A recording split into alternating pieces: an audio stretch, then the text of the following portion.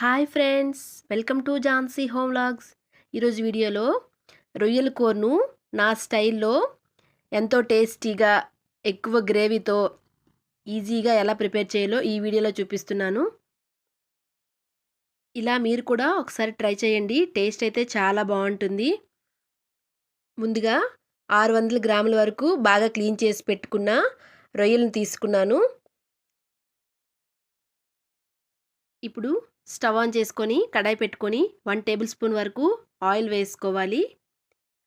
Oil వేడయ్యాక ముందుగా మనం క్లీన్ చేసి పెట్టుకున్న రొయ్యలను వేసుకోవాలి.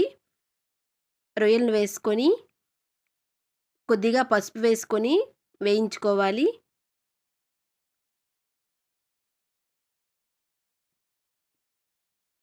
పసుపు వేసుకున్నాక ఒకసారి మొత్తంగా బాగా కలుపుకొని రొయ్యల్ని వేయించుకోవాలి.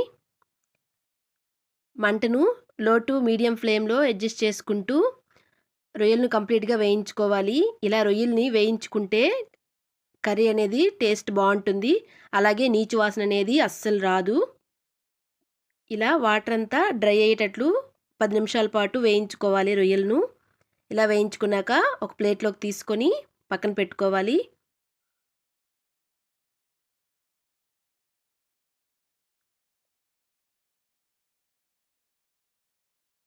ఇప్పుడు స్టవ్ ఆన్ చేసుకొని కడాయి పెట్టుకొని అందులో 2 టేబుల్ స్పూన్ల వరకు ఆయిల్ వేసుకోవాలి. ఆయిల్ వేసుకున్నాక అందులో కొద్దిగా ఆవాలు, అలాగే కొద్దిగా జీలకర్ర, 2 పచ్చిమిర్చి చిన్న ముక్కలుగా కట్ చేసి వేసుకోవాలి. అలాగే 3 మీడియం సైజు ఉల్లిపాయలను చిన్న ముక్కలుగా కట్ చేసి వేసుకోవాలి. రొయ్యల కర్రీకి ఆనియన్స్ కొద్దిగా ఎక్కువగా వేసుకుంటేనే టేస్ట్ చాలా బాగుంటుంది. ఇప్పుడు కొద్దిగా పచ్చి కరివేపాకు వేసుకొని ఒకసారి మొత్తంగా బాగా కలుపుకోవాలి. మంటను మీడియం ఫ్లేమ్లో ఉంచుకుంటూ ఉల్లిపాయలను అయితే వేయించుకోవాలి.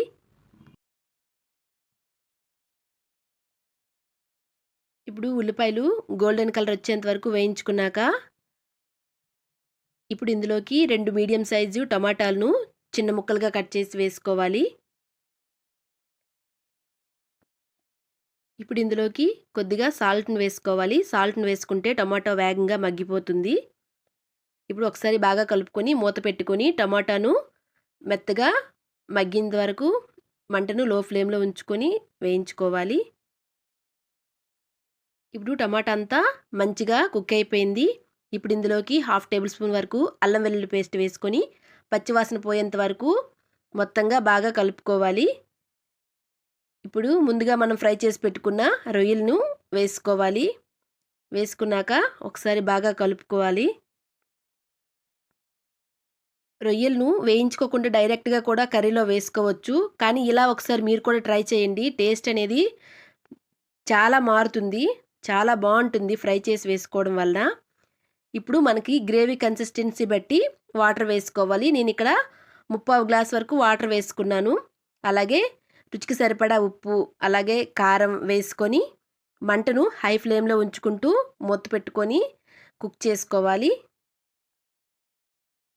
ఇలా 10 నిమిషాలు కుక్ చేసుకున్నాక ఇప్పుడు ఇందులోకి కొద్దిగా గరం మసాలా పౌడర్ని వేసుకోవాలి.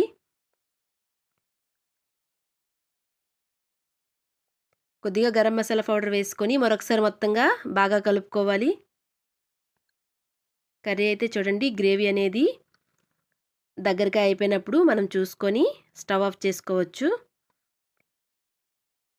నేనైతే ఇలా గ్రేవీ దగ్గరగా వచ్చాక కొద్దిగా కొత్తిమీరను చిన్న ముక్కలుగా కట్ చేసి వేసుకుంటున్నాను. ఫైనల్గా కర్రీ అనేది రెడీ అయిపోయింది. ఇప్పుడు స్టవ్ ఆఫ్ చేసి సర్వ్ చేసుకుంటే చాలా బాగుంటుంది. ఇంతేనండి, ఎంతో సింపుల్గా టేస్టీ అయిన రొయ్యల కర్రీ రెడీ అయిపోయింది. మా వీడియో కనుక మీకు నచ్చేటుంటే లైక్ చేయండి, షేర్ చేయండి, సబ్స్క్రైబ్ చేసుకోండి. Thank you for watching.